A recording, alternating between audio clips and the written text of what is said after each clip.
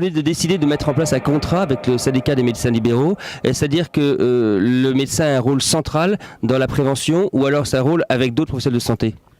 Le médecin a tout son rôle, mais pas tout le rôle. Et je crois que dans la prévention aujourd'hui, dans l'éducation à la santé, dans la conservation du capital santé, il y a aussi d'autres acteurs qui sont importants, que ce soit au niveau de l'éducation nationale, mais que ce soit aussi des acteurs de proximité, que ce soit le pharmacien, l'infirmière et d'autres aussi, d'autres acteurs, y compris d'ailleurs politiques et médico-sociaux.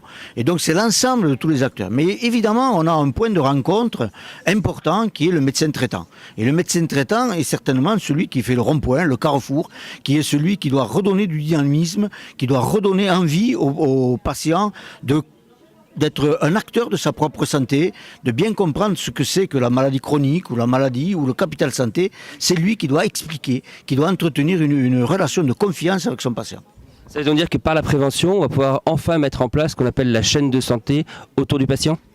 Nous pensons que la prévention primaire ou des complications dans le cadre de pathologies chroniques, c'est vraiment un des maillons essentiels de la chaîne entre la coordination de l'ensemble des acteurs dont le patient est un véritable acteur aussi.